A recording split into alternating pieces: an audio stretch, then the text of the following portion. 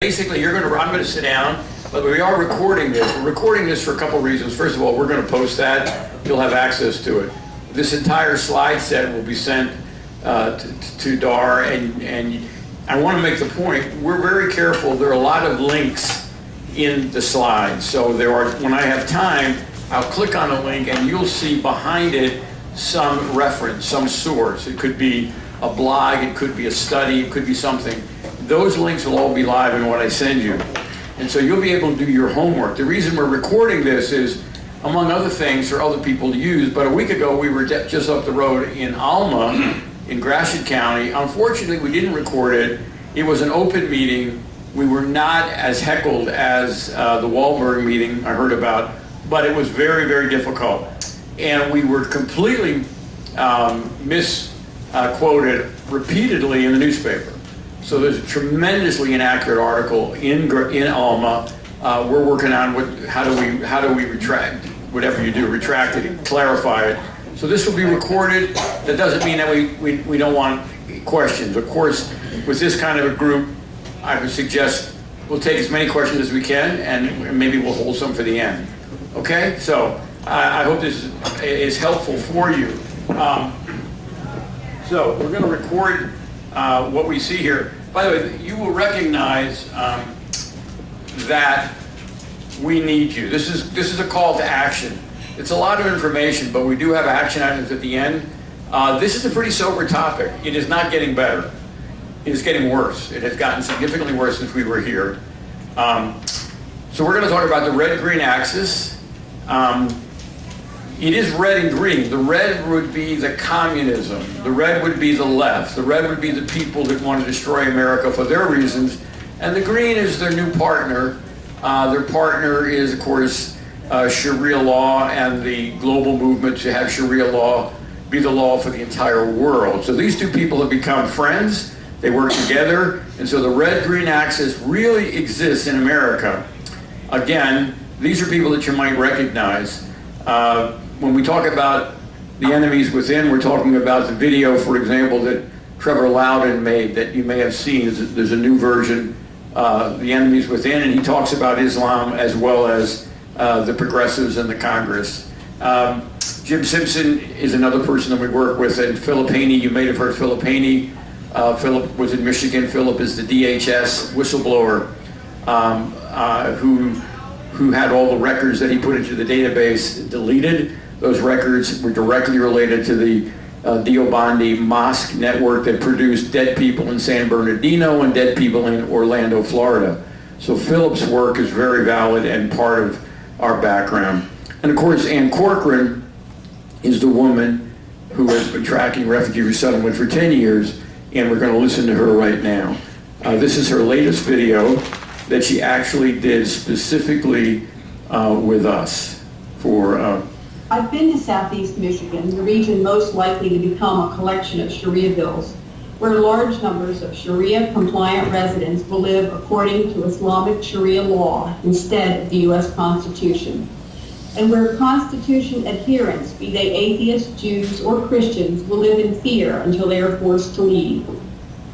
Michigan has been receiving 12% of all the Syrian refugees, more than any other state per capita. 99% of these unvetted refugees are Sharia-compliant Sunni Muslims. The Obama administration has admitted that there is no screening for radical views among the refugees.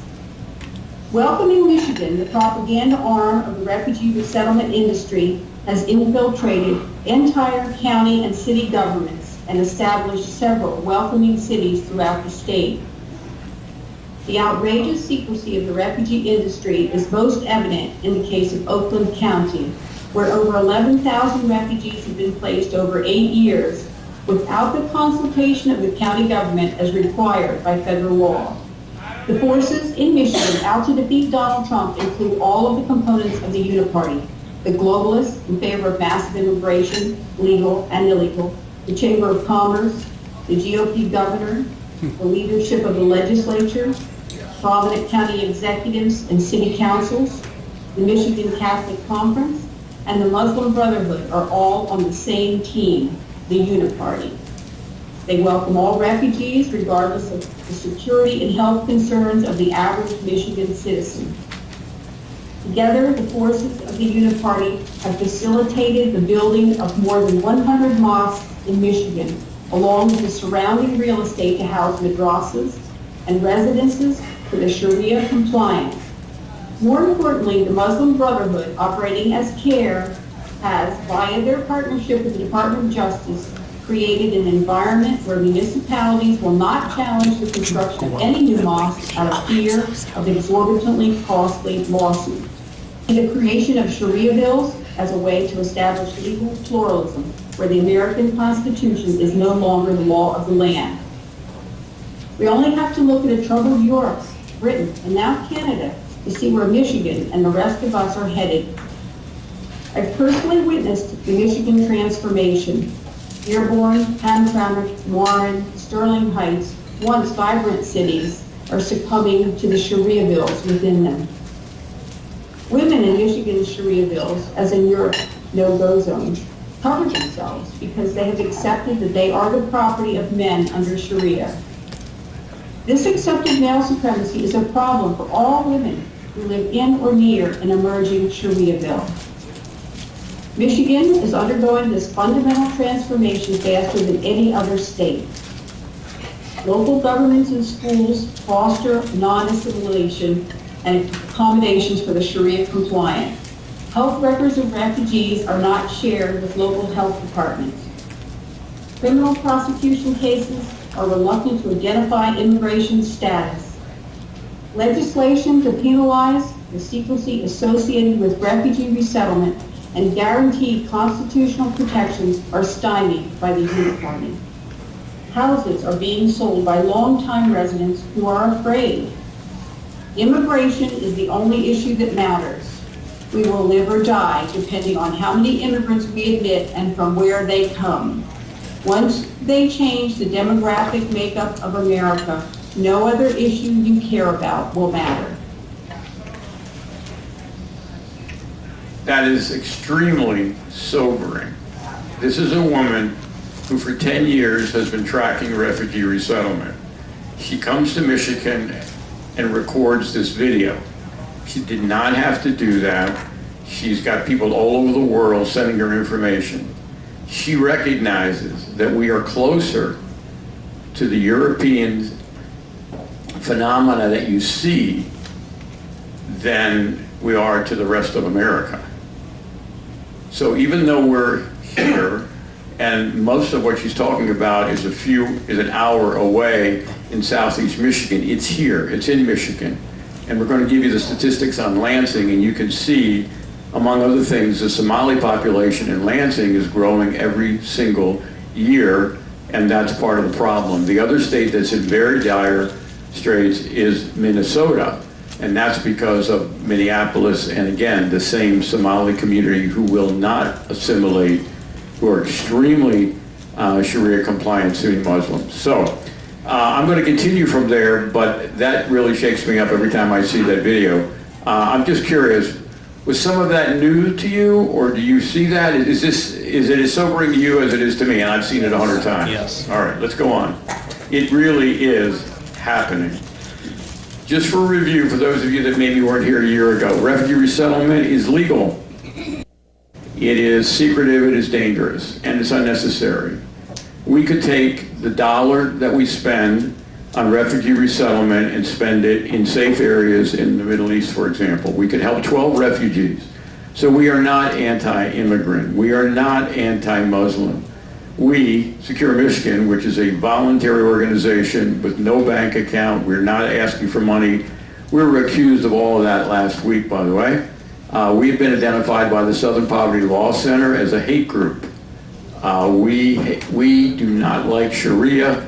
We do not hate individual Muslims or immigrants. But the point is, we could be humanitarian as a country if we wanted to, and we could help 12 people in place in a safe region for the cost of bringing one of them to America for the rest of their lives and putting them on welfare. Why do people want to help these people? Only if we bring them here to America, to Michigan. Think about that. It's a secret She gave a great example. The county executive, Brooks Patterson, is the only person of any stature who's spoken against this in Michigan. And one of the reasons is he's outraged to find out, and we helped him find out, that he had taken 11,000 people in the program and he had never been consulted with, which is a direct violation of the 1990 Refugee Resettlement Act. We informed him of that last year. I want to share with you, they're still moving the refugees into Oakland County, and they still are not telling the county executive. They are continuing to break the law.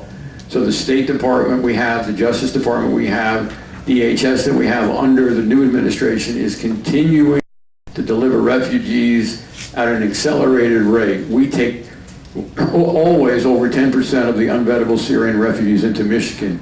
We always take 4% into Macomb County, and we always take 3% of the national number into Oakland County.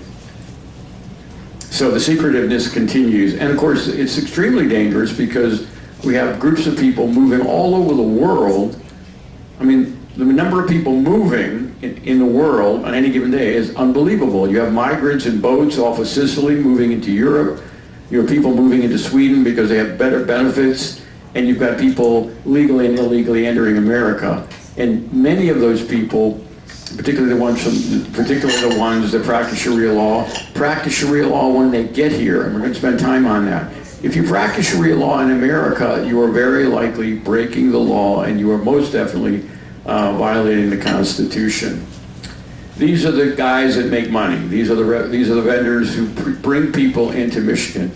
I want to point out, in 2016, we FOIA'd the plans for these groups, and there were 10 of them. There were 10 offices. For 2017, the number of offices in the industry of moving people went from 10 to 19. Well, that's a massive growth. 19 offices instead of 10. One of those offices was in Traverse City. Well, guess what? Traverse City is now starting to get refugees. Once they open an office, you're in trouble because they're not going to shut down the office. They hire people, they train people, they bring in many, many more refugees than they did initially identify. Just so you know, a welcoming city is a buzzword, is going to get legal and or illegal immigrants. So Alma is being approached to become a welcoming city. And if they get a welcoming city status and they get an office there, they and other people outside of Lansing are going to get many more people. So I want to make that point to you. Even Flint, with all of its trouble, is now a location for refugee resettlement. These people make a lot of money. The Catholic Church has taken over $2 billion of your tax dollars to move bodies. This is strictly to pick up packages from overseas and bring them into your community. It's like FedEx. So the Catholic Church makes money per head. If you look at any article in the country from the progressive media, you will never see that they make money per head. They lobby for more refugees.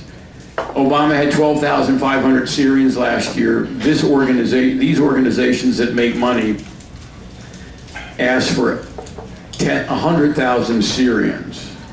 So this is a growth industry for the people.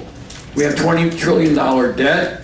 We're spending $4 billion a year to keep the people that we brought in the last 5 years alive. They're here on food stamps, they're here on Medicaid.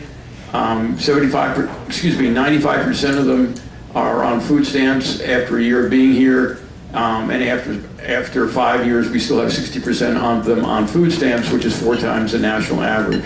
So we're spending money on these people to keep them alive. Once they're here, they're 100% on welfare, no matter what background they have, no matter what wealth they may have with them.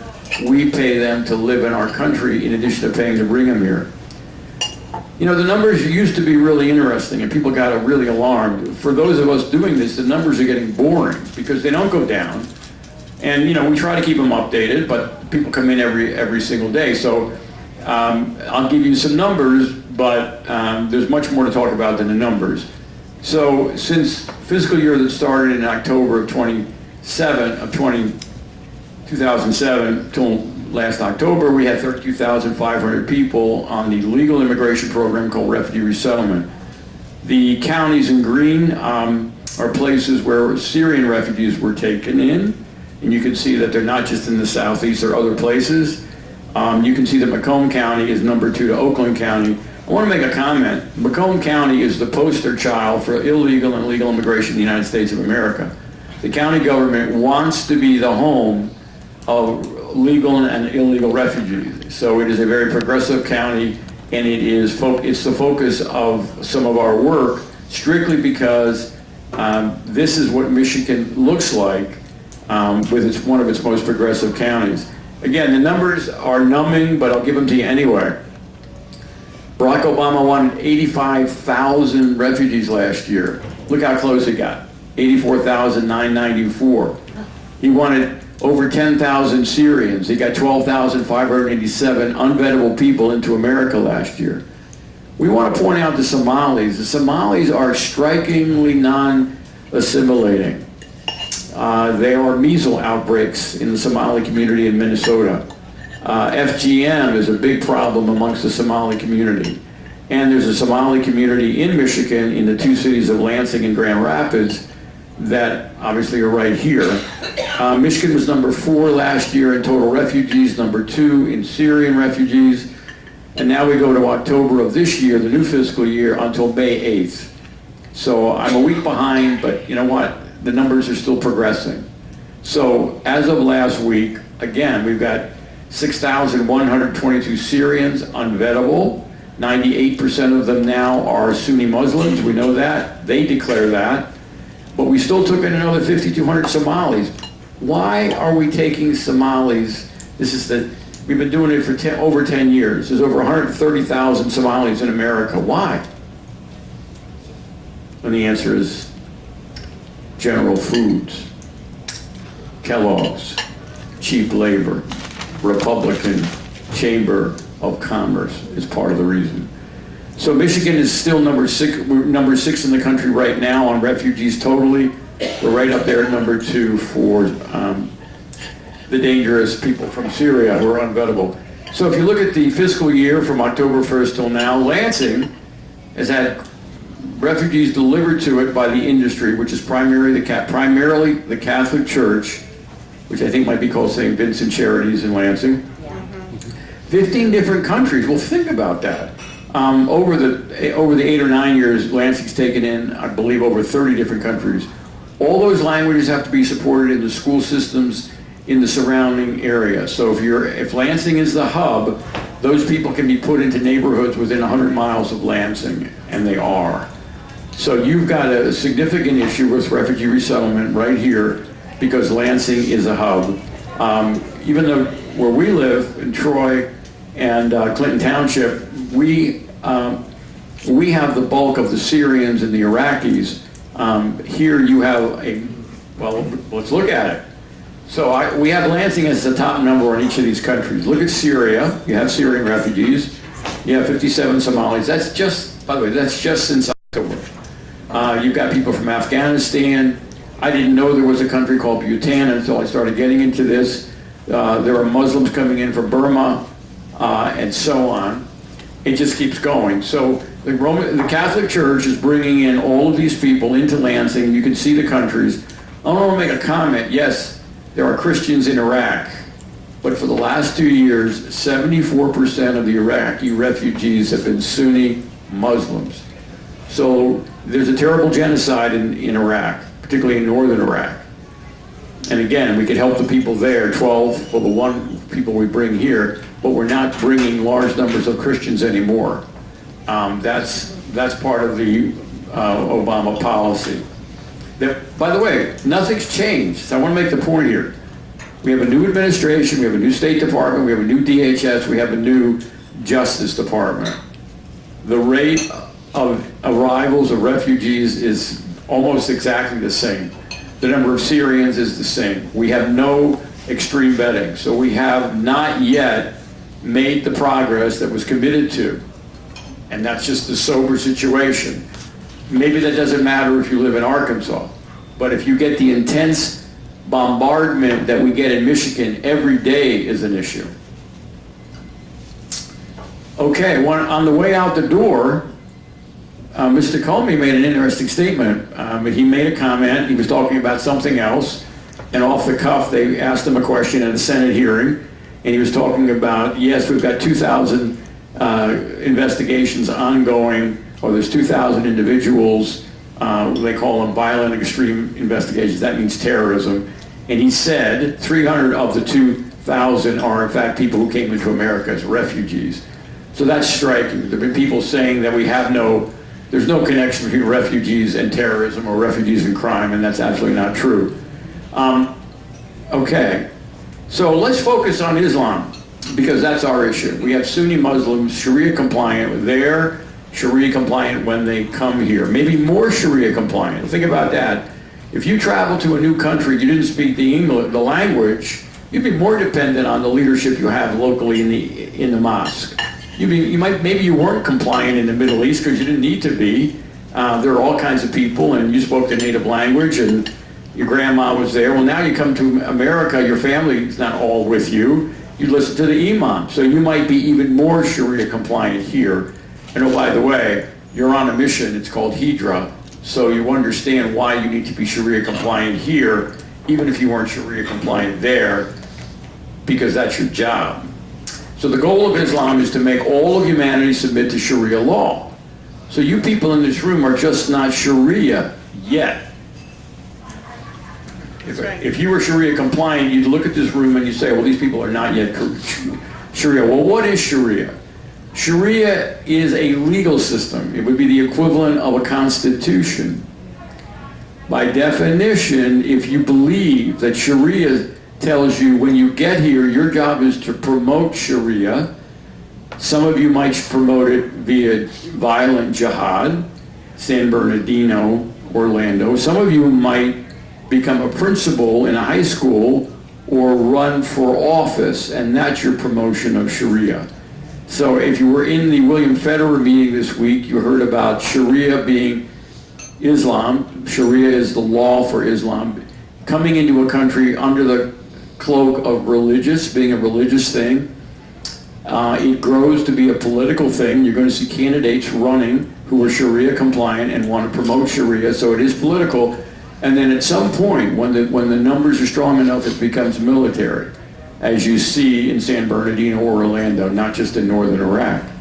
So what is Sharia? Sharia thinks women are property. I say that, and I can't believe I get no reaction from people. I said it in Alma last week, and there are all these young people, most of them were women, who were yelling, and don't seem to care, feminists don't seem to care that women are property. How could we ever do that? Can you imagine if we brought a ship into the Great Lakes and we unloaded people in chains and we put them in Michigan? Oh my God. Well, we're doing that. They get off the airplane, they get placed by Catholic Charities, the women are slaves. So there is no freedom of religion, there is no freedom of speech, women are property. You've been reading about female genital mutilation. And the behavior that is sanctioned and rewarded, and you go to heaven for doing things, those things in some cases are crimes in the state of Michigan. Sharia says polygamy is a good thing. It's a crime. Pedophilia is a crime. But Sharia celebrates the marriage of an 8, 10, or 12-year-old child to an older person. And of course, human trafficking, making money off of moving people around for the purposes of making money in human trafficking, that's a crime in Michigan, and yet in some cases you can see that it is actually sanctioned. I'm going to finish this slide and then turn off. We're going to go back on human trafficking 1 second. So Sharia also says it's okay to lie. If you're promoting Sharia, then you are encouraged to lie to do the promotion. Obviously that has an effect on the ability to vet not just refugees. What if we were trying to vet a Sharia compliant person in town, in Michigan? What if we had some suspicion about whether the mosque was teaching the overthrow of the government, and we tried to go ahead and do some fact finding? Well, these people would lie because that's what they're supposed to do. It's promoting Sharia. The point I want to make on this slide is really interesting. Philip Haney, who is the whistleblower that actually Kathy and I know, Kathy knows very well. Kathy Braun's going to talk to you in a minute about human trafficking. He explained to me that you could be a non-compliant, you could be a guy, you just kind of hang out, you don't really do Sharia, you're 25 years old, you've kind of lived outside of Sharia, and now you want to repent. How in God's name are you going to get to heaven?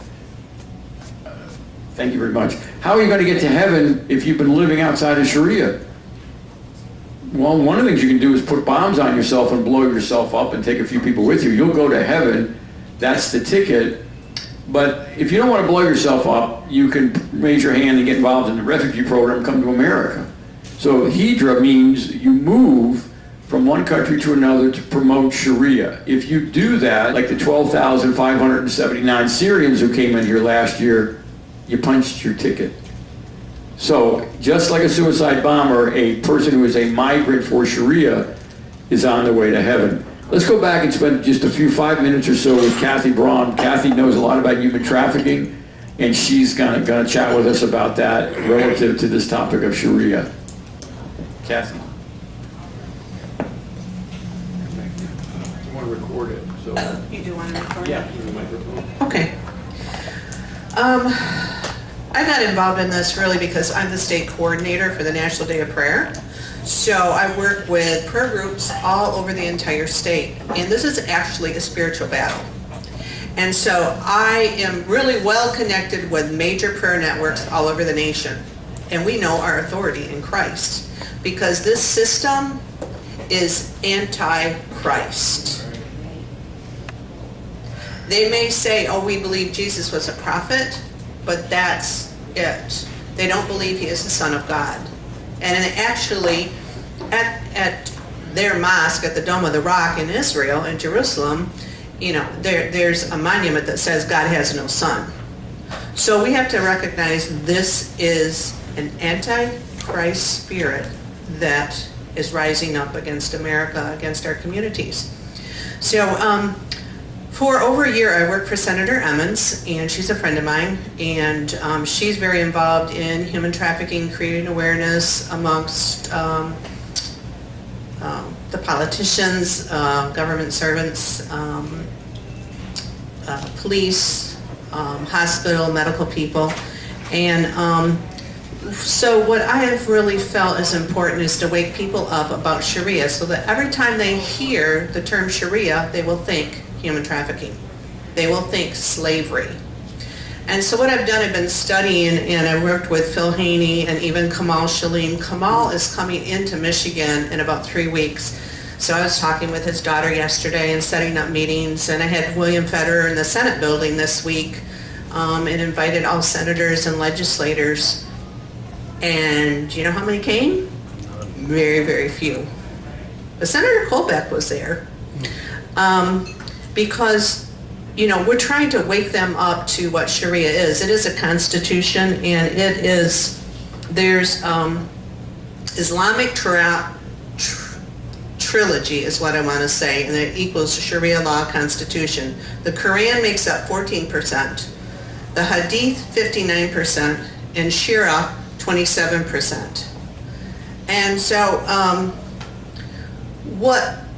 whatever Muhammad did, if slavery was okay in his life, to be the perfect Muslim, you model, and the way you're going to get to heaven is you're going to model what Muhammad did. So if he had multiple wives, if he married young girls, and he did, like age of 6, that's what is acceptable under Sharia. So what we have to do is educate people that every time they hear that word, they're going to think slavery. Because women and children are merely property. And the women really, they can be raped, and it's like, well, unless you had witnesses, several witnesses, then nobody's going to believe you. So because he had female slaves, many wives, that's what's allowed under Sharia. Anything that he did is acceptable, and that's how they become the perfect Muslim, is to follow his role. So if it's in the Quran, then it's acceptable. And there are several verses in the Quran that says that slavery is okay. That should really alarm America. So I feel like our duty is to educate people and say, hey, Sharia, you're Sharia compliant, or you want to live under Sharia? That means you're promoting slavery. And then just a couple weeks ago, after we had the National Day of Prayer at the Capitol, and we had a good turnout, we had a great meeting. It was May 4th, And then the following Tuesday, they had the Muslim Day at the Capitol. So last year I made a point to go because I want to see what they're doing. I want to learn. I want to hear what their message is. And I went again this year, just last week, on May 9th, down to the Capitol. And I was pretty alarmed when I saw them roll out their rug and bow down and do their prayer, you know, all together, right on the front, our Capitol lawn in Lansing. And it's like, okay, people, you know, I need to post this on YouTube. So it's really shocking the inroads that they're making. And then I went into the tent to find out what materials they're handing out. And this is the message that they're promoting, because they call us hateful. Anybody that speaks against Muhammad or against Islam, take on hate. Take on hate.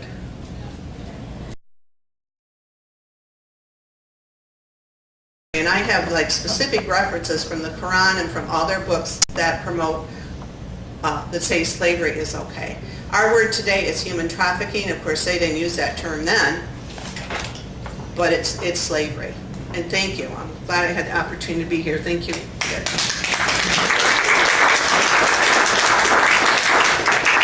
So Kathy is a very brave lady and has suffered some of the slings and arrows that because you speak up.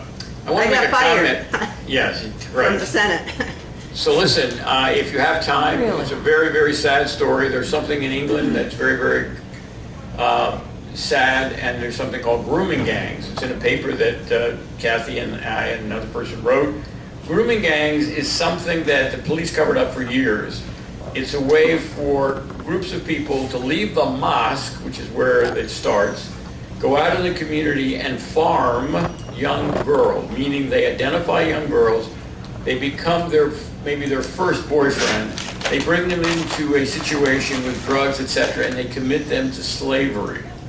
So it is, in fact, sex slavery, and it is called grooming gangs, a big problem. I'm going to pick up the pace a little bit, and I appreciate your patience.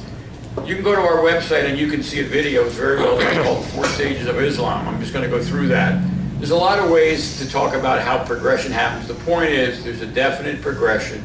Religious, political, military, and you'll see some words here that you'll recognize that are active in Michigan, for example. So people come here.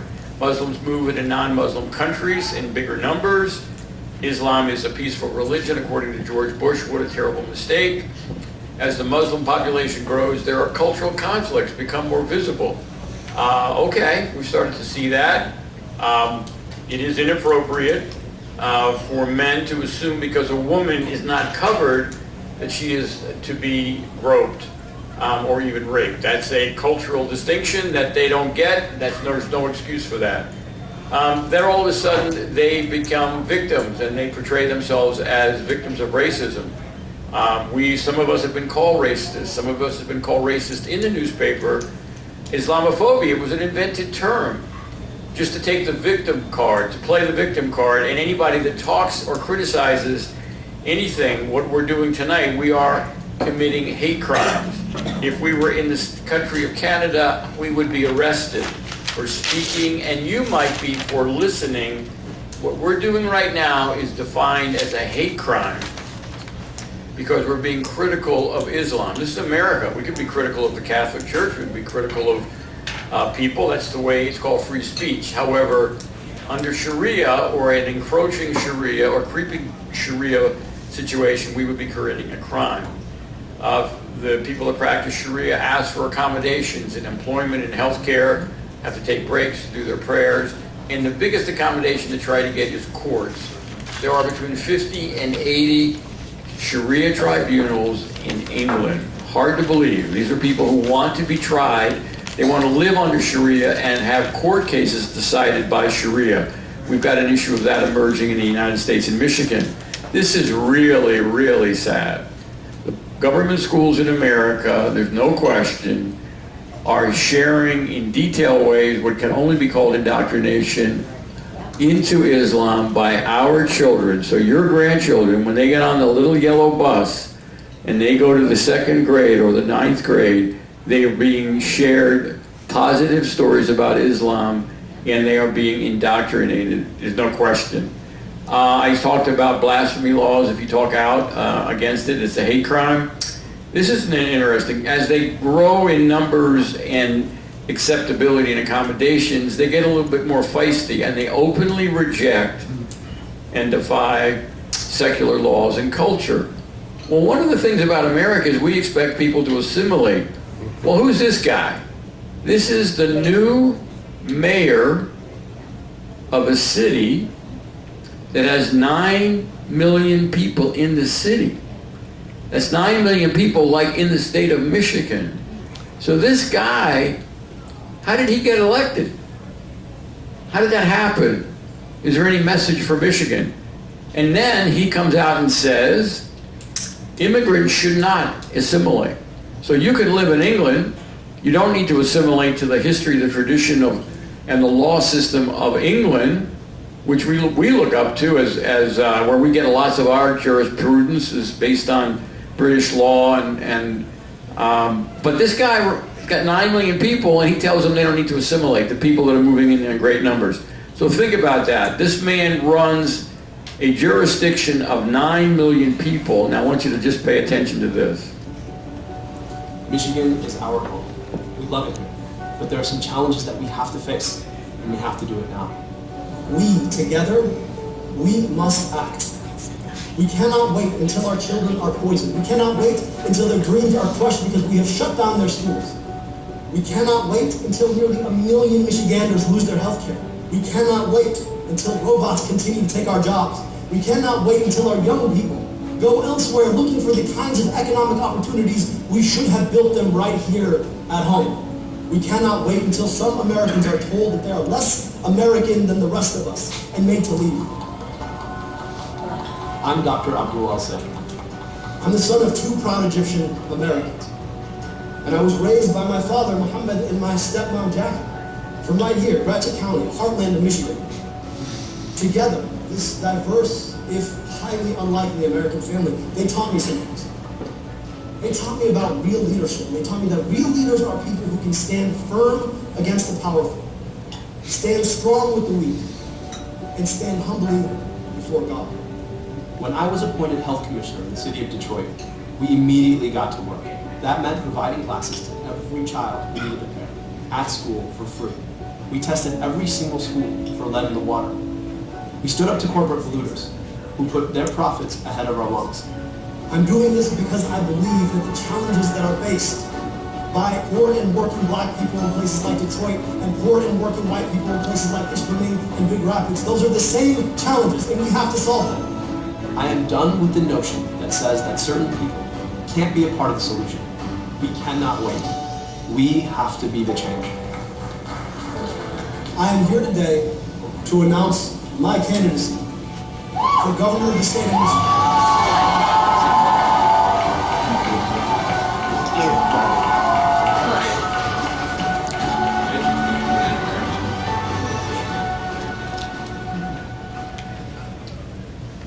Okay, Kathy has a quick comment on that, and we're going to get to know this guy a little bit more.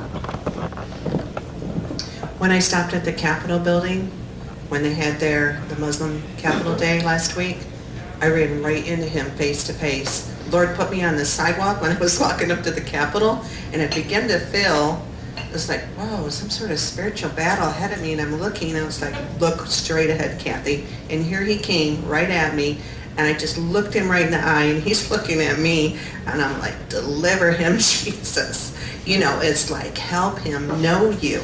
But, I mean, that 60 seconds that he was on that sidewalk and the Lord put me on the sidewalk, but to confront that spiritually, it was him. I was amazed. But I think that's going to be his campaign slogan, take on hate. So this is a very serious candidate.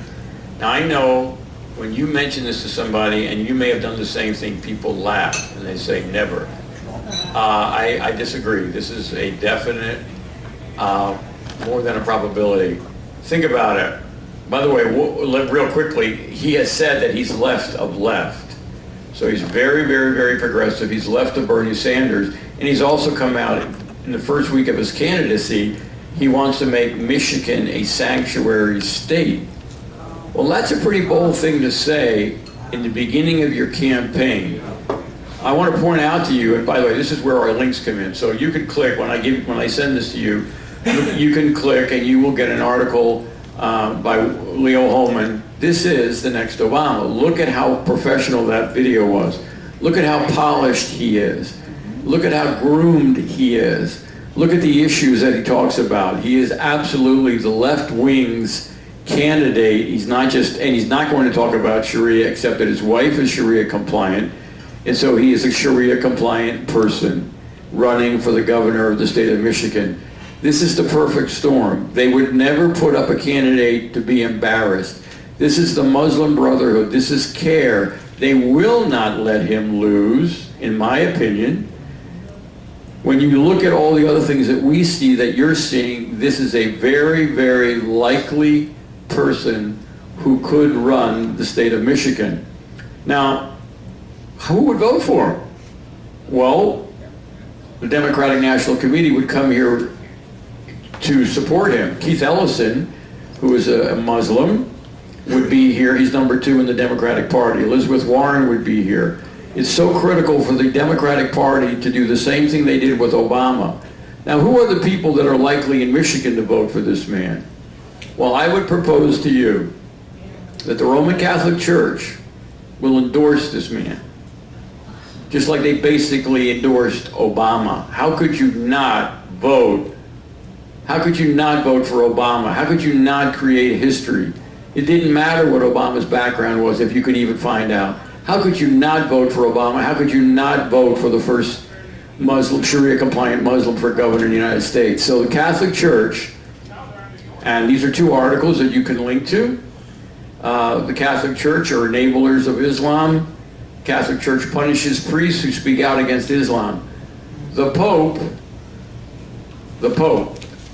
and the Jesuits are extremely aggressive on the migrant being the most important thing. If you want to redistribute wealth, if you are a progressive, if you are a social justice person, and that is the Catholic Church, sadly, I'm very familiar with that. It's a tragedy. On the other hand, it's a reality. If you want to redistribute wealth, you redistribute people. So they're all for sanctuary cities, sanctuary states, sanctuary countries. The Pope wants open borders. Abdullah's campaign is the same as the Roman Catholic Church in Michigan, and they're very powerful. I did not grow up in Michigan, and I'm amazed at how many people are Catholic. The people that are Catholics are going to be in their pews, and they're going to vote for this man. And you cannot have an open discussion in Catholic Church, unfortunately. If you are troubled as a parishioner and you try to get a meeting together, you will be very unlikely, unless you do it in your home. You will not be sanctioned to have meetings in the church and talk about things that the Archbishop doesn't want you to talk about. So he could win. Now, who is he? Well, it's interesting. He was a vice president of the Muslim Brotherhood, the Muslim Student Association at the University of Michigan. Well, what's the big deal of that? Well, you could follow this link.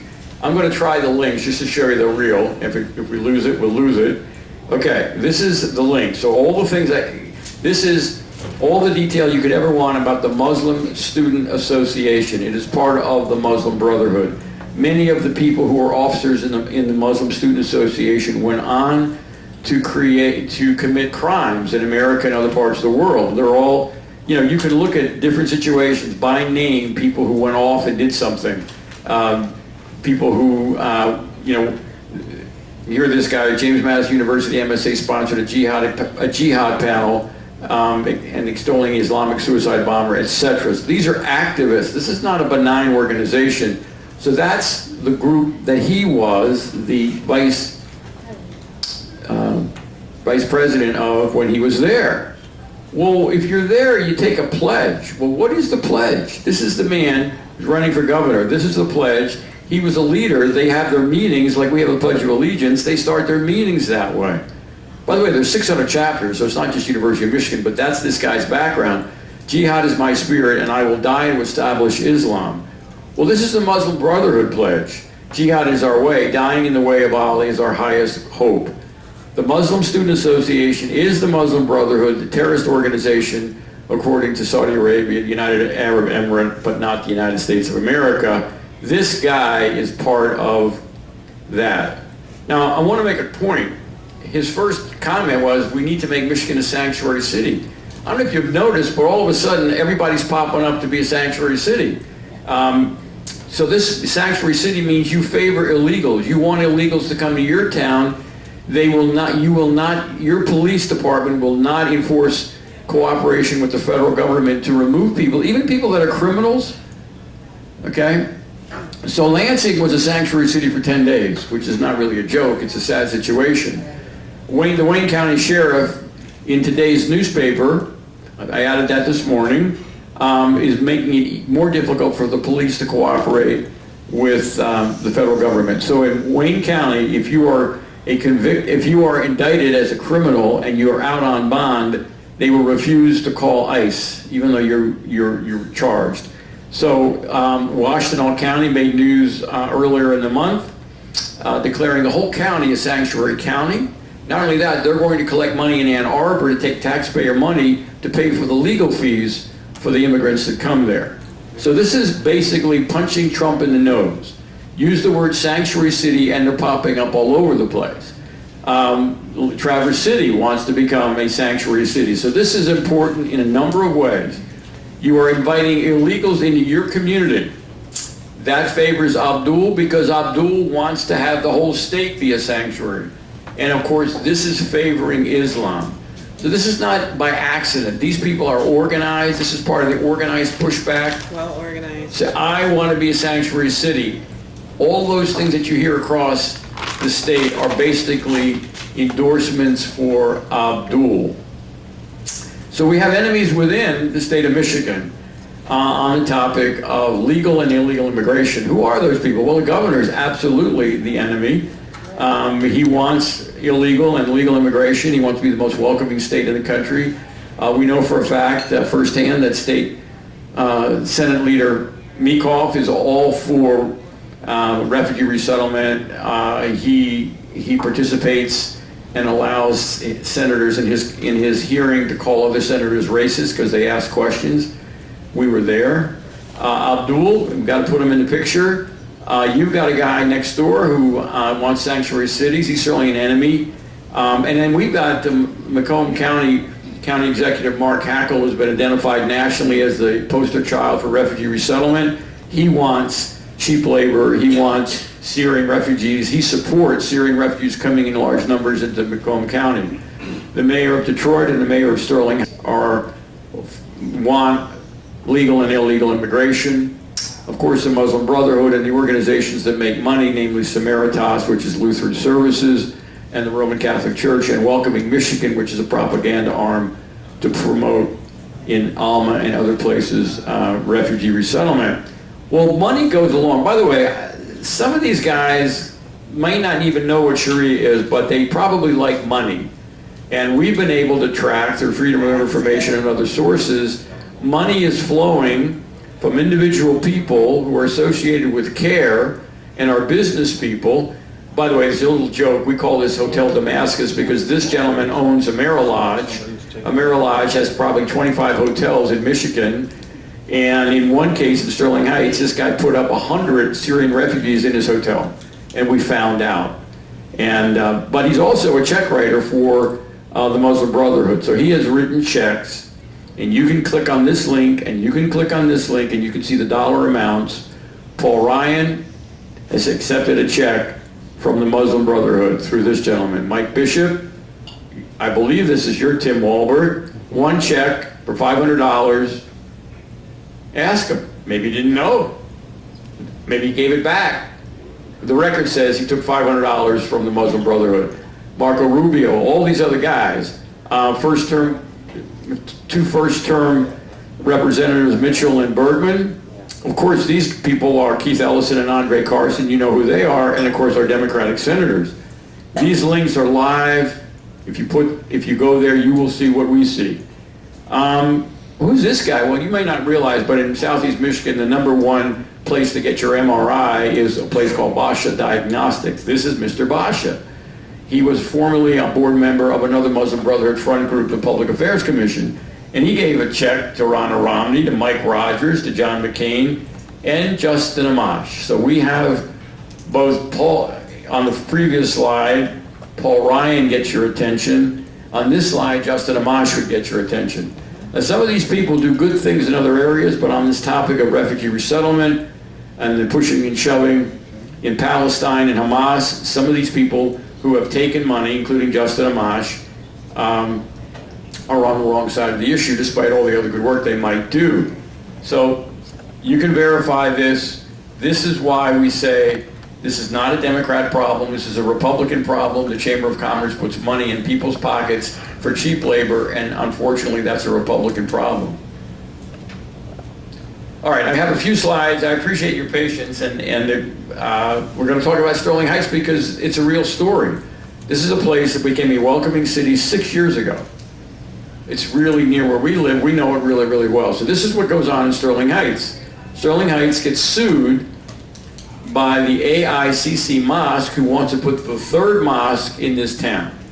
I mean, there are mosques. This is down the street from another mosque. The city council, I'm sorry, the planning commission says, no, you gave us a really crummy application. And the answer is no, there's a traffic problem and so on. And they're just following the rules. This mosque sues Sterling Heights. The Department of Justice sues Sterling Heights in favor of the mosque under Obama. Jeff Sessions comes in. 10 days after Jeff Sessions is in office, the attorney who was appointed by Obama comes to Sterling Heights and supports the mosque, and Sterling Heights caves in. This is all prearranged. The city council of Sterling Heights wants the mosque. They want the refugees. And they agree to take $350,000 out of the city budget, out of the city treasury, to pay the people who want to build the mosque. Because they're caving in on the lawsuit, they're going to pay for part of the mosque. The insurance company that the city has to pay claims that are settled probably puts another $2 million into the pockets of the people building the mosque. So the Justice Department, under Sessions, because he was new, but he was still responsible, the Obama, continuing under Sessions, puts pressure on the city. The city wanted to cave anyway. The mosque is going to be built with probably $2 million worth of taxpayer money. Wow. And we don't even, it's a secret, by the way, how much was actually given to the mosque. And the people who go to work every day in Sterling Heights have to get sensitivity training so they won't discriminate against Islam. This is just earlier this year. Well, the CARE folks are pretty happy about that, and they go around crowing. This is Dawood Walid, who's a big player in Lansing. He's the executive director of CARE. People in Lansing pay attention to him, and we've seen that firsthand. He immediately gets in the newspaper and says, well, you see what happened here. No Michigan town will ever deny a zoning request for a mosque. Basically, he's rubbing it in, and he's intimidating people because the city caved, the city paid all that money. All they had to do was approve it. If they had approved it, then they wouldn't have been paying for the mosque, which is what they're doing. And the attorney for the mosque says, wow, not only do we get to build our mosque with taxpayer money, but you know what? We know now, because people resisted this, that there's a bunch of haters in Sterling Heights. We're going to go find them. So this was another intimidation. This is the ethnic committee. So I'm just telling you the Sterling Heights story because this is what happens. Sterling Heights has a lot of ethnic people, and that's great. They have a lot of Middle Eastern Christians. They have Romanians, Bulgarians, Polish people, and they celebrate ethnicity. That's great, except that the ethnicity committee, 20 years old, has become a place that favors Sharia. Well, Sharia is not an ethnicity anyway. These people are giving an award to the lady in the white blouse. You can't see the award, she's holding it. She is getting an award because she personally works for Lutheran Services, and she personally has brought 500 to 1,000 refugees from Syria and Iraq, most of them Sunni Muslims, into Sterling Heights, and they're giving her an award. You can see that, I'll point out the man in the dark suit is the head of the ethnic committee. He is an immigration attorney. He is a Sunni Muslim.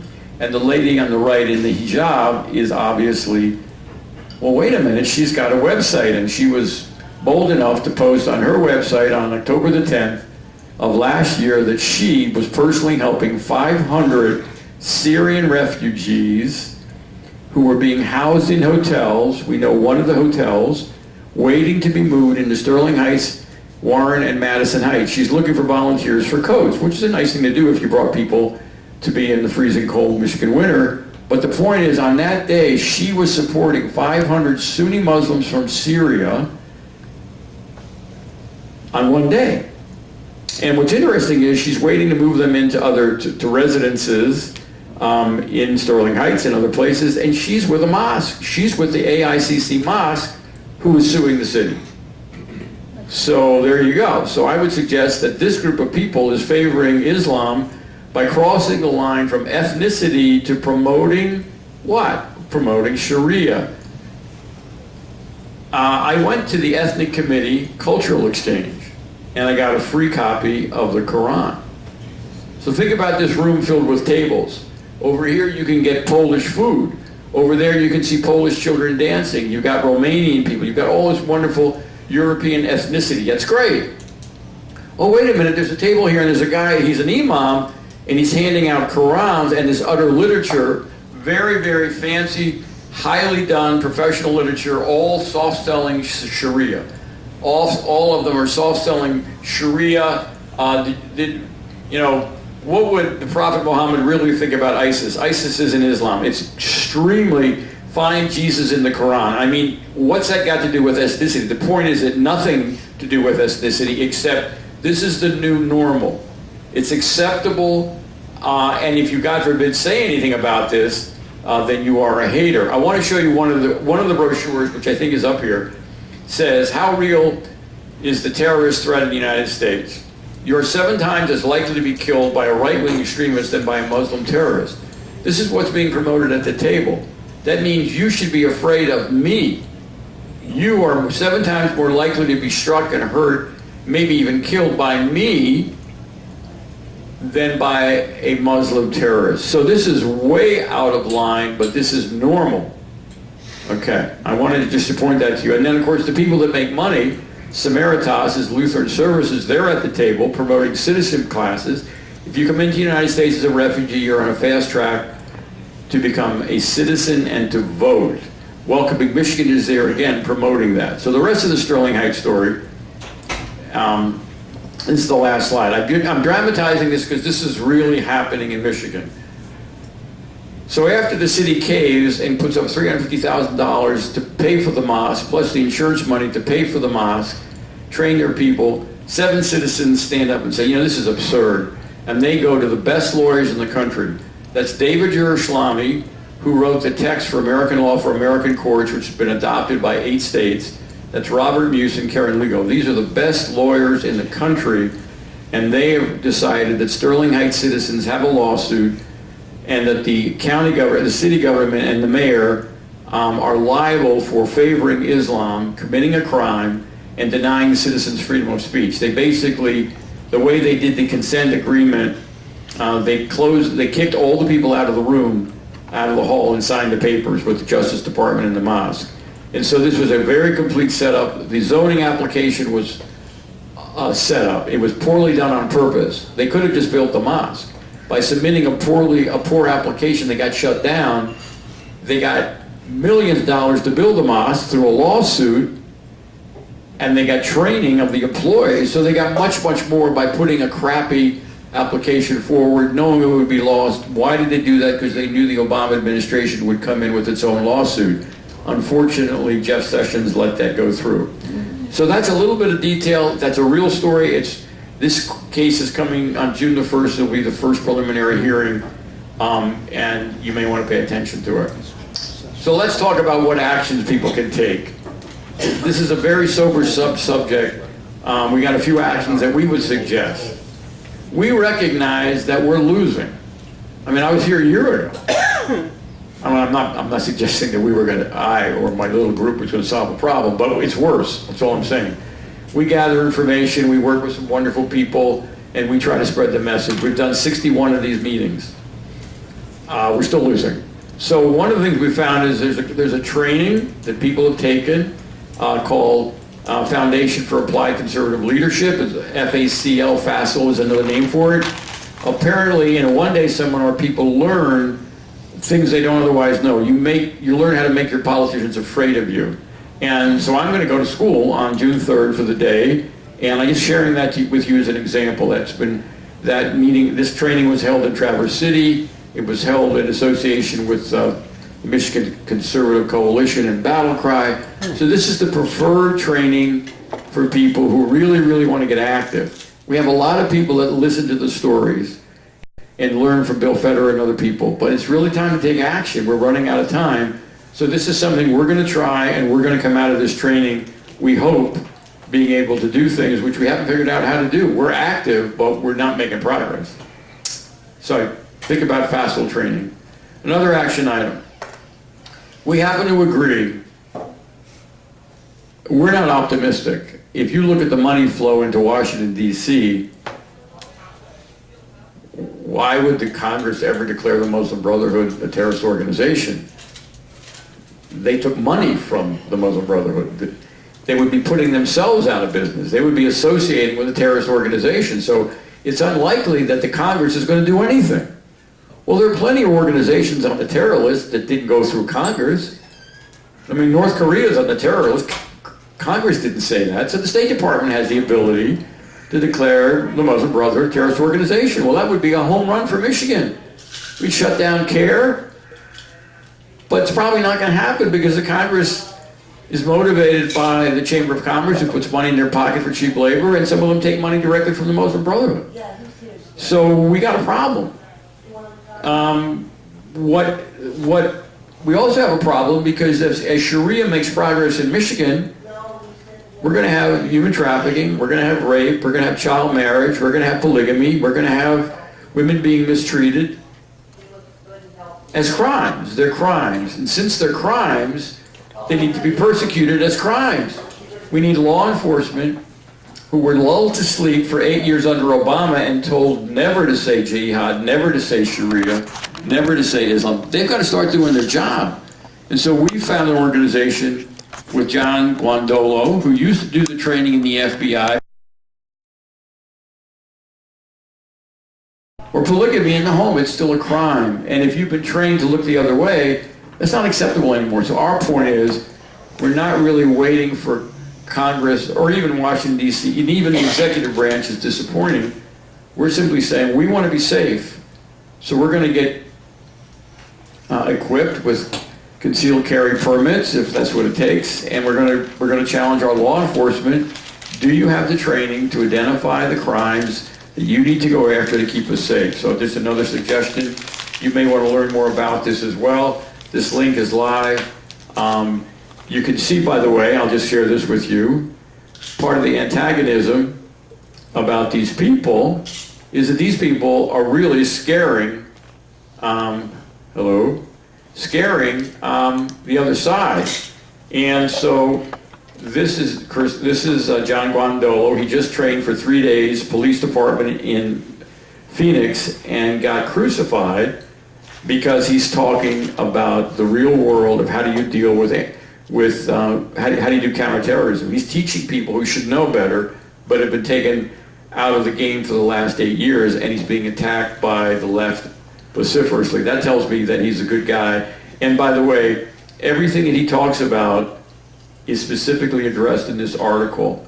The left, including the Southern Poverty Law Center, just take shots at him with no proof, and there's a great counter argument to everything. So I just want to point that out to you. Okay, a couple more slides and we'll be done. I appreciate your patience.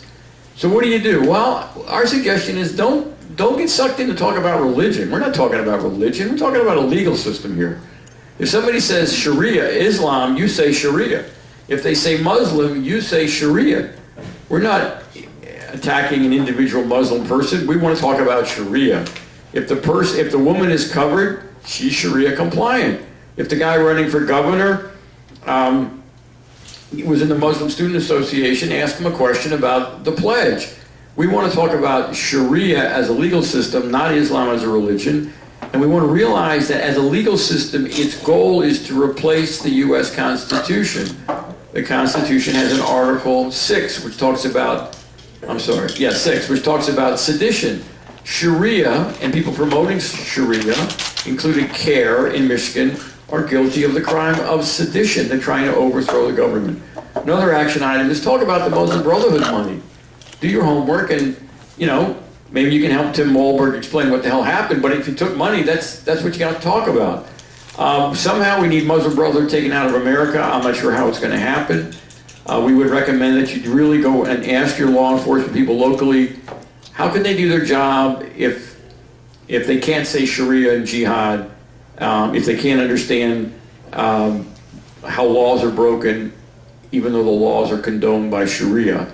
And they need to have zero tolerance for Sharia crimes. And we need to publicize that. People who are living here who might be practicing Sharia should know that we're watching them, we're reporting them. And if they commit a crime, they're going to go to jail in America. And of course, the whole notion of sanctuary city and welcoming cities is just a terrible thing and a ploy that we need to resist. You got people in office, you got to vet them. You've got candidates running for office.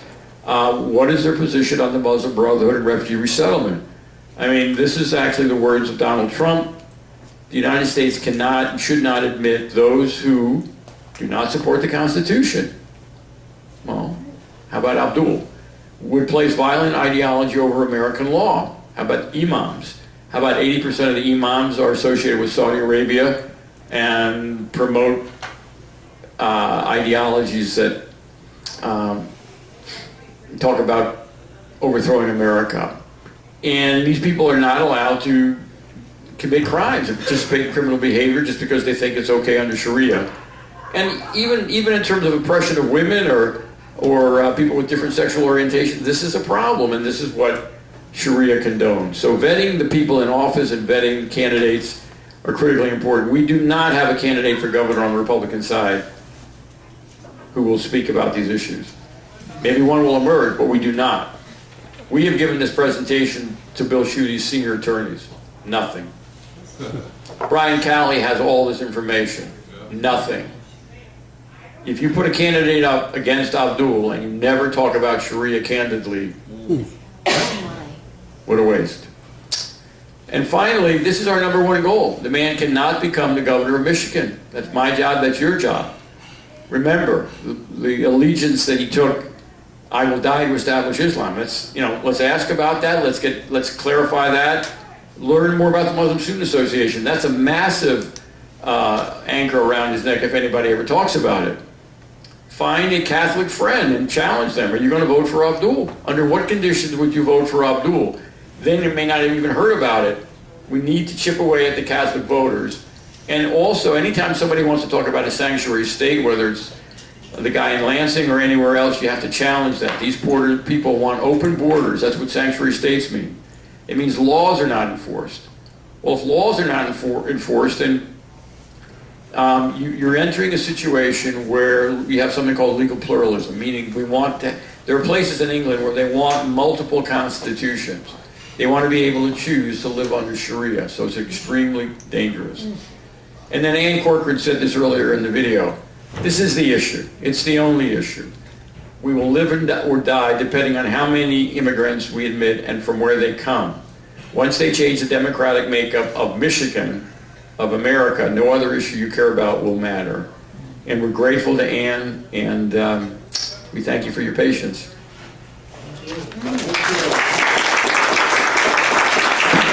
College, you don't like America. I mean, they asked me questions last week, 15 questions in a row. One of them was, how can you be upset with Islam? Look what we did to the American Indians. Yes. Yeah. So this is indoctrination. My point is there are major groups in America who have never and will not assimilate to America. So they don't care if another group of people come in and don't assimilate. In fact, they want more people to come in who will not assimilate because that helps their cause. Right. Okay, so they don't want the Constitution. They think the Constitution is a racist document and all the other stuff that the teachers, I know there might be teachers in the room, the teachers union and the teachers in the public schools for whatever reasons, have participated in the indoctrination of these minds. They didn't assimilate, and they love the other people who come in and can take a shot at America. As silly as that sounds, they become partners. That's the red-green axis. It's extremely effective, and they teach each other. I mean, how did the terrorists learn all this high-tech stuff? And where did the left get the money to do what they do? Well, they go back and forth. The Muslim Brotherhood brings in money. The leftist teaches Islam how to do advanced propaganda. Look at the public, look at the quality of the videos that, God forbid, ISIS takes. Those are professional level stuff. I'm sorry, but a lot of people in the Middle East don't have that skill set. They got that skill set from the left. So the left's been working with Islam to just destroy America. George Soros wants disorder so that totalitarian government can establish new order. So anything that destabilizes, look at the world. The world is nuts. There are people moving all over the world every day. That disorder is what George wants. George wants a totalitarian hammer as the only thing that's going to quell all the chaos. So they want chaos. Islam helps make chaos. It's a perfect storm, and unfortunately, Michigan is at the head of the spear.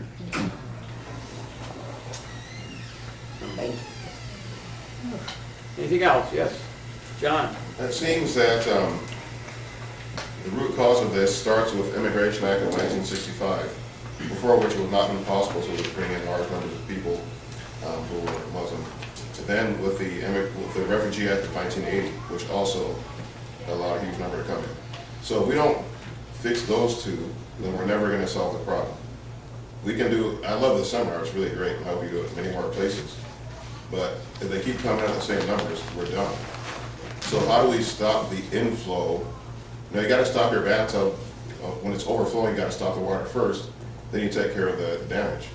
So how do we stop it if we can't get the Congress to act? Well, if we had the personal number and we could pipe them in here, we could remind the president that if the number of refugees that have come in today is 45,003, he could set that as a limit. He can sign a piece of paper today. That's it. So that means tomorrow the number is 0. So the law gives the President of the United States the ability, without the Congress or anything else, that law gives him the ability to set the number and change the number. So if pressure could be brought to bear without the family, without the daughter, without the advisor Jared, without all of those complexities, he can stop it now. Now, I didn't hear the phone ring. He didn't stop it. He could have just done it right now. He didn't do it. Tomorrow they're coming. They'll come the next day, and he won't.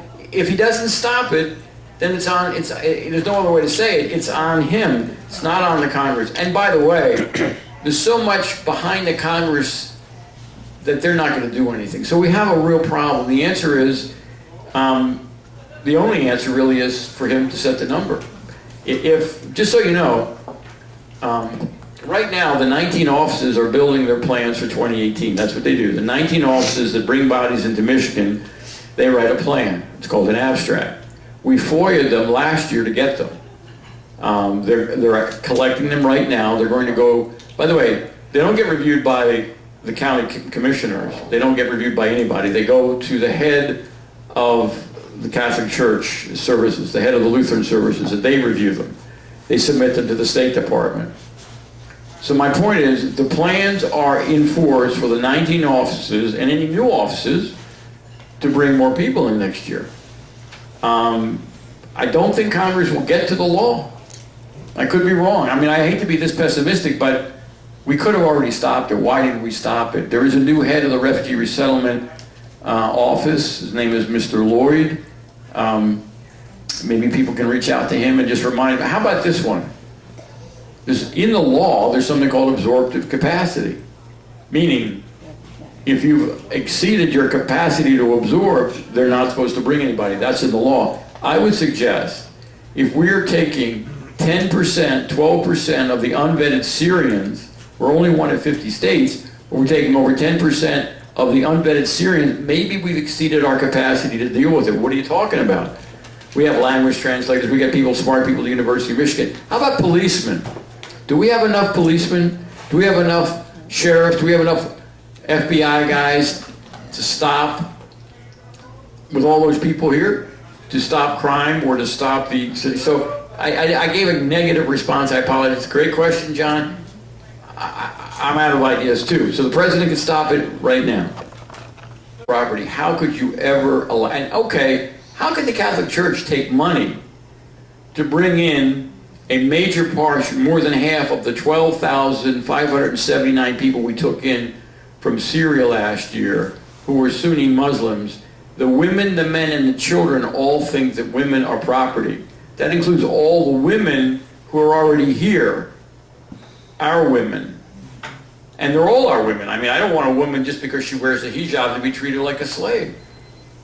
How could an individual Catholic or an individual anybody not speak up about that? So that's my suggestion. Yeah. Yeah. Actually, the Lutherans and the Catholics don't need the parishioners' money. For this. No, the government gives it to The them. government gives them that, right? But if the Catholic would make a point, there will be no money from me in the collection box because you're doing this until you don't do it anymore. I mean, there are ways that Catholics. You know what? All I would suggest is I just don't want the Catholic to vote for Abdul. Right. No, just don't go in the booth and vote for Abdul, no matter how strong the message comes down from the Vatican and from the Archdiocese. The Archdiocese of Detroit, for sure, is all in this, and we've actually know people who represent Christians, refugees from Iraq, who cannot get a meeting with the Archbishop of Detroit, and he meets regularly with the Muslim community. So, to answer your question, I think the key message is just make sure you don't vote. Another thing we might be able to, by the way, I don't know how it works in Michigan. Here's a question for you guys that know a lot more. Can we vote in the Democratic primary? Yes. Yeah. Yes, yes, we can. If you gotta vote Either straight one or party, the other. you Can have you- to vote straight party. Can you vote Democrat and then vote in a general election on the Republican side? Yes. Yeah. So, anybody but Abdul. I mean, we could try to knock him out in the primary, and then we have to knock him out in the general. If he gets to the general, can you imagine the national attention if he gets to the general election? And you will see, you will have everybody considering not voting for him will be called a racist. Yes. So, okay, I think we're out of time. Yes, sir. Most of us here know that Congress enacted a law against Sharia in 1952. As far as I know, they never repealed it. The 1952 law, the one I'm thinking of, says that they can deny access to anyone who's threatening the survival of the country, and anybody that's evidence that. Is that the one you mean, or something else? Well, just banning Sharia. Okay, I didn't know that. Yeah. I didn't know that. I don't know that Sharia. I'm not aware that Sharia has specifically been mentioned, but there is. But people refer to that 1952 law. And it actually was used by one of the presidents if there's a threat to the country that the president can take action to keep people out. I think you may be referring to the McCarran Act of 1950, which Okay. says, an act to protect the United States against certain un-American and subversive activities by requiring registration of communist organizations and for other purposes. That may be able to include Sharia underneath that, but I'm not sure. Okay, again, keep in mind that we got a real problem. Maybe you can think of your own family. I have 6 children. This is what I do. I can't have this conversation with some of them. And that's a real problem. And, some of that is the college experience they had. Some of it is the fact they married. I'm making a joke. They married some people that, it's the serious part of that is, that's part of the assimilation. So I can tell you, my son-in-law is not assimilated to the United States of America. He's not. And, how many times can we have that conversation? Is it going to make it matter? Again, I'm not saying we should lower our sights, but I think we need to focus on local law enforcement. Are they ready to protect us? And we have to defeat Abdul. And I'm not sure, I mean, there's lots of other things we could try to do too. Cassie has a question. Yeah, I have a question. Because of my personal experience and meeting with lobbyists from the industry leaders, specifically USCCB, the Catholic Council of Bishops, they're lobbyists, I think there's a direct money connection. I mean, $2.2 billion the Catholic Church has taken in because of refugee resettlement over an 8-year period. So what is your view? Do you see the money connection and why they're pushing it? And it's not just compassion. Yes, there are situations we have to be compassionate, but in the Syrian refugee situation, it was like less than 1% of them were Christians. Yeah, there's no apology or explanation. Remember that the Catholic Church cannot mention their faith in processing the refugees, so there's not a proselytizing issue here. They are not taking a long-term position. They're putting these people into housing. They help them for 3 months and they move on. They don't know what those people do. They don't know. They don't track them. They're not responsible for what they do in America. So this is, I think you got to say, this is money. We also have a situation where Catholic churches are closing and they're being sold, in some cases, to mosques, people to put mosques in there. It's a combination of social justice and finances. I don't think you can get away from the finance. And that's really why I say it's amazing how powerful the Catholic bishops are in Michigan, and the impact they have on the legislature. They with care, killed Dave Agema's bill, American Law for American Courts. They will be armed again. You're probably going to hear about a package of bills related to that coming up. And you know, let's see. By the way, I know for a fact that a representative who had the American Law for American Courts modified it specifically to get the support of the Catholic Church, went to the Catholic Commission in Lansing, and despite the accommodations they made for the Catholic Church, they refused yet again to support the watered-down bill. So it's a problem. And that's really why we need to take Abdul seriously. He can get a lot of votes from the social justice folks who won't entertain anything that would keep, that would appear to be in any way offensive to people, which is unbelievable. So we're trading. You don't like America. I mean, they asked me questions last week, 15 questions in a row. One of them was, how can you be upset with Islam? Look what we did to the American Indians. Yes. Yeah. So this is indoctrination. My point is there are major groups in America who have never and will not assimilate to America. So they don't care if another group of people come in and don't assimilate. In fact, they want more people to come in who will not assimilate because that helps their cause. Right. Okay, so they don't want the Constitution. They think the Constitution is a racist document and all the other stuff that the teachers, I know there might be teachers in the room, the teachers union and the teachers in the public schools, for whatever reasons, have participated in the indoctrination of these minds. They didn't assimilate, and they love the other people who come in and can take a shot at America. As silly as that sounds, they become partners. That's the red-green axis. It's extremely effective, and they teach each other. I mean, how did the terrorists learn all this high-tech stuff? And where did the left get the money to do what they do? Well, they go back and forth. The Muslim Brotherhood brings in money. The leftist teaches Islam how to do advanced propaganda. Look at the public, look at the quality of the videos that, God forbid, ISIS takes. Those are professional level stuff. I'm sorry, but a lot of people in the Middle East don't have that skill set. They got that skill set from the left. So the left's been working with Islam to just destroy America. George Soros wants disorder so that totalitarian government can establish new order. So anything that destabilizes, look at the world. The world is nuts. There are people moving all over the world every day. That disorder is what George wants. George wants a totalitarian hammer as the only thing that's going to quell all the chaos. So they want chaos. Islam helps make chaos. It's a perfect storm, and unfortunately,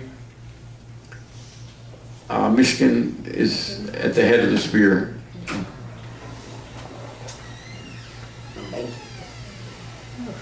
Anything else? Yes, John. It seems that the root cause of this starts with Immigration Act of 1965, before which it would not have been possible to bring in large numbers of people who were Muslim. And then with the Refugee Act of 1980, which also allowed a huge number to come in. So if we don't fix those two, then we're never going to solve the problem. We can do, I love the seminar, it's really great, and I hope you do it in many more places. But if they keep coming out the same numbers, we're done. So how do we stop the inflow? You got to stop your bathtub when it's overflowing. You got to stop the water first. Then you take care of the damage. So how do we stop it if we can't get the Congress to act? Well, if we had the personal number and we could pipe them in here, we could remind the president that if the number of refugees that have come in today is 45,003, he could set that as a limit. He can sign a piece of paper today, that's it. So that means tomorrow the number is 0. So the law gives the President of the United States the ability, without the Congress or anything else, that law gives him the ability to set the number and change the number. So if pressure could be brought to bear without the family, without the daughter, without the advisor Jared, without all of those complexities, he can stop it now. Now, I didn't hear the phone ring. He didn't stop it. He could have just done it right now. He didn't do it. Tomorrow they're coming. They'll come the next day, and he won't. If he doesn't stop it, then there's no other way to say it. It's on him. It's not on the Congress. And by the way, there's so much behind the Congress that they're not going to do anything. So we have a real problem. The answer is, the only answer really is for him to set the number. Just so you know, right now the 19 offices are building their plans for 2018. That's what they do. The 19 offices that bring bodies into Michigan, they write a plan. It's called an abstract. We FOIA'd them last year to get them. They're collecting them right now. They're going to go, by the way, they don't get reviewed by the county commissioners. They don't get reviewed by anybody. They go to the head of the Catholic Church services, the head of the Lutheran services, and they review them. They submit them to the State Department. So my point is, the plans are in force for the 19 offices and any new offices to bring more people in next year. I don't think Congress will get to the law. I could be wrong. I mean, I hate to be this pessimistic, but we could have already stopped it. Why didn't we stop it? There is a new head of the Refugee Resettlement office. His name is Mr. Lloyd. Maybe people can reach out to him and just remind him. How about this one? In the law, there's something called absorptive capacity, meaning if you've exceeded your capacity to absorb, they're not supposed to bring anybody. That's in the law. I would suggest if we're taking 10%, 12% of the unvetted Syrians, we're only one of 50 states, but we're taking over 10% of the unvetted Syrians, maybe we've exceeded our capacity to deal with it. What are you talking about? We have language translators, we got smart people at the University of Michigan. How about policemen? Do we have enough policemen? Do we have enough sheriffs? Do we have enough FBI guys to stop, with all those people here, to stop crime or to stop the city? So I gave a negative response. I apologize. It's a great question, John. I'm out of ideas too. So the president can stop it right now. Property. How could you ever allow? And okay, how can the Catholic Church take money to bring in a major portion, more than half of the 12,579 people we took in from Syria last year, who were Sunni Muslims? The women, the men, and the children all think that women are property. That includes all the women who are already here, our women. And they're all our women. I mean, I don't want a woman just because she wears a hijab to be treated like a slave. How could an individual Catholic or an individual anybody not speak up about that? So that's my suggestion. Yeah. Yeah. Actually, the Lutherans and the Catholics don't need the parishioners' money. For this. No, the government gave it to The them. government gives them that, right, but if the Catholic would make a point, there will be no money from me in the collection box because you're doing this until you don't do it anymore. I mean, there are ways that Catholics, you know what, all I would suggest is I just don't want the Catholic to vote for Abdul. Right. No, just don't go in the booth and vote for Abdul, no matter how strong the message comes down from the Vatican and from the Archdiocese. The Archdiocese of Detroit, for sure, is all in this. And we've actually know people who represent Christians, refugees from Iraq, who cannot get a meeting with the Archbishop of Detroit, and he meets regularly with the Muslim community. So, to answer your question, I think the key message is just make sure you don't vote. Another thing we might be able to, by the way, I don't know how it works in Michigan. Here's a question for you guys that know a lot more. Can we vote in the Democratic primary? Yes. Yeah. Yes, yes, we can. If you gotta vote Either straight one or party. the other. You Can have you- to vote straight party. Can you vote Democrat and then vote in a general election on the Republican side? Yes. Yeah. Sure. So, anybody but Abdul? I mean, we could try to knock him out in the primary and then we have to knock him out in the general. If he gets to the general, can you imagine the national attention if he gets to the general election? And you will see, you will have everybody considering not voting for him will be called a racist. Yes. So, okay, I think we're out of time. Yes, sir. Most of us here know that Congress enacted a law against Sharia in 1952. As far as I know, they never repealed it. The 1952 law, the one I'm thinking of, says that they can deny access to anyone who's threatening the survival of the country, and anybody that's evidenced that. Is that the one you mean, or something else? Well, just banning Sharia. Okay, I didn't know that. Yeah. I didn't know that. I don't know that Sharia. I'm not aware that Sharia has specifically been mentioned, but there is. But people refer to that 1952 law. And it actually was used by one of the presidents if there's a threat to the country that the president can take action to keep people out. I think you may be referring to the McCarran Act of 1950, which Okay. says, an act to protect the United States against certain un-American and subversive activities by requiring registration of communist organizations and for other purposes. That may be able to include Sharia underneath that, but I'm not sure. Okay, again, keep in mind that we got a real problem. Maybe you can think of your own family. I have 6 children. This is what I do. I can't have this conversation with some of them. And that's a real problem. And, some of that is the college experience they had. Some of it is the fact they married. I'm making a joke. They married some people that, So it's the serious part of that is that's part of the assimilation. So I can tell you, my son-in-law is not assimilated to the United States of America. He's not. And how many times can we have that conversation? Is it going to make it matter? Again, I'm not saying we should lower our sights, but I think we need to focus on local law enforcement. Are they ready to protect us? And we have to defeat Abdul. And I'm not sure. I mean, there's lots of other things we could try to do too. Cassie has a question. Yeah, I have a question. Because of my personal experience and meeting with lobbyists from the industry leaders, specifically USCCB, the Catholic Council of Bishops, they're lobbyists, I think there's a direct money connection. I mean, $2.2 billion the Catholic Church has taken in because of refugee resettlement over an 8-year period. So what is your view? Do you see the money connection and why they're pushing it? And it's not just compassion. Yes, there are situations we have to be compassionate, but in the Syrian refugee situation, it was like less than 1% of them were Christians. Yeah, there's no apology or explanation. Remember that the Catholic Church cannot mention their faith in processing the refugees, so there's not a proselytizing issue here. They are not taking a long-term position. They're putting these people into housing.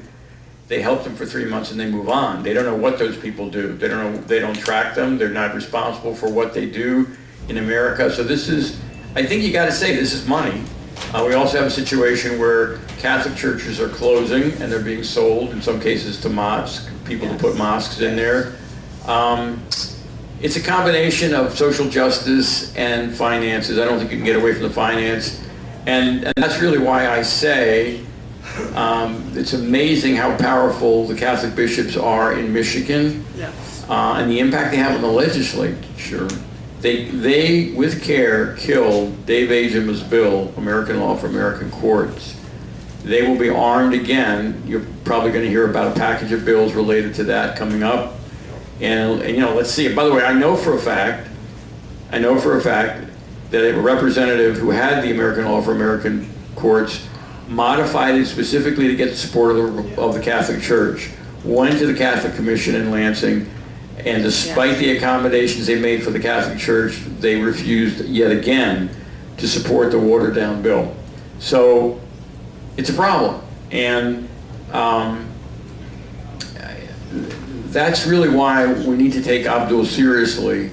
He can get a lot of votes from the social justice folks who won't entertain anything that would keep that would appear to be in any way offensive to people, which is unbelievable. So how could you ever allow? And okay, how could the Catholic Church take money to bring in a major portion, more than half of the 12,579 people we took in from Syria last year, who were Sunni Muslims? The women, the men, and the children all think that women are property. That includes all the women who are already here, our women. And they're all our women. I mean, I don't want a woman just because she wears a hijab to be treated like a slave. How could an individual Catholic or an individual anybody not speak up about that? So that's my suggestion. Yeah. Yeah. Actually, the Lutherans and the Catholics don't need the parishioners' money. For this. No, the government gives it to The them. government gives them that, right? But if the Catholic would make a point, there will be no money from me in the collection box because you're doing this until you don't do it anymore. I mean, there are ways that Catholics. You know what? All I would suggest is I just don't want the Catholic to vote for Abdul. Right. No, just don't go in the booth and vote for Abdul, no matter how strong the message comes down from the Vatican and from the Archdiocese. The Archdiocese of Detroit, for sure, is all in this, and we've actually know people who represent Christians, refugees from Iraq, who cannot get a meeting with the Archbishop of Detroit, and he meets regularly with the Muslim community. So, to answer your question, I think the key message is just make sure you don't vote. Another thing we might be able to, by the way, I don't know how it works in Michigan. Here's a question for you guys that know a lot more. Can we vote in the Democratic primary? Yes. Yeah. Yes, yes, we can. If you gotta vote You straight do one or party. the other. You Can have you- to vote straight party. Can you vote Democrat and then vote in the general election on the Republican side? Yes. Yeah. So, anybody but Abdul. I mean, we could try to knock him out in the primary, and then we have to knock him out in the general. If he gets to the general, can you imagine the national attention if he gets to the general election? And you will see, you will have everybody considering not voting for him will be called a racist. Yes. So, okay, I think we're out of time. And, yes, sir. Most of us here know that Congress enacted a law against Sharia in 1952. As far as I know, they never repealed it.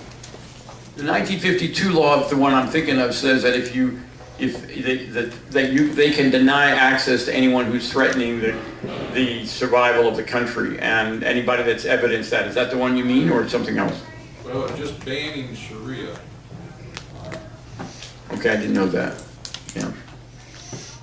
I didn't know that. I don't know that Sharia. I'm not aware that Sharia has specifically been mentioned, but there is. But people refer to that 1952 law, and it actually was used by one of the presidents. If there's a threat to the country, that the president can take action to keep people out. I think you may be referring to the McCarran Act of 1950, which Okay. says, an act to protect the United States against certain un-American and subversive activities by requiring registration of communist organizations and for other purposes. That may be able to include Sharia underneath that, but I'm not sure. Okay, again, keep in mind that we got a real problem. Maybe you can think of your own family. I have 6 children. This is what I do. I can't have this conversation with some of them. And that's a real problem. And, you know, some of that is the college experience they had. Some of it is the fact they married. I'm making a joke. They married some people that, you know, so it's the serious part of that is that's part of the assimilation. So I can tell you, my son-in-law is not assimilated to the United States of America. He's not. And, you know, how many times can we have that conversation? Is it going to make it matter? Again, I'm not saying we should lower our sights, but I think we need to focus on local law enforcement. Are they ready to protect us? And we have to defeat Abdul. And I'm not sure. I mean, there's lots of other things we could try to do too. Cassie has a question. Yeah, I have a question. Because of my personal experience and meeting with lobbyists from the industry leaders, specifically USCCB, the Catholic Council of Bishops, they're lobbyists, I think there's a direct money connection. I mean, $2.2 billion the Catholic Church has taken in because of refugee resettlement over an 8-year period. So what is your view? Do you see the money connection and why they're pushing it? And it's not just compassion. Yes, there are situations we have to be compassionate, but in the Syrian refugee situation, it was like less than 1% of them were Christians. Yeah, there's no apology or explanation. Remember that the Catholic Church cannot mention their faith in processing the refugees, so there's not a proselytizing issue here. They are not taking a long-term position. They're putting these people into housing. They help them for 3 months and they move on. They don't know what those people do. They don't know. They don't track them. They're not responsible for what they do in America. So this is, I think you got to say, this is money. We also have a situation where Catholic churches are closing and they're being sold, in some cases, to mosques, people to put mosques in there. It's a combination of social justice and finances. I don't think you can get away from the finance. And that's really why I say it's amazing how powerful the Catholic bishops are in Michigan, and the impact they have on the legislature. They with care, killed Dave Agema's bill, American Law for American Courts. They will be armed again. You're probably going to hear about a package of bills related to that coming up. And you know, let's see. By the way, I know for a fact that a representative who had the American Law for American Courts modified it specifically to get the support of the Catholic Church, went to the Catholic Commission in Lansing, and despite the accommodations they made for the Catholic Church, they refused yet again to support the watered-down bill. So it's a problem, and that's really why we need to take Abdul seriously. He can get a lot of votes from the social justice folks who won't entertain anything that would keep that would appear to be in any way offensive to people, which is unbelievable.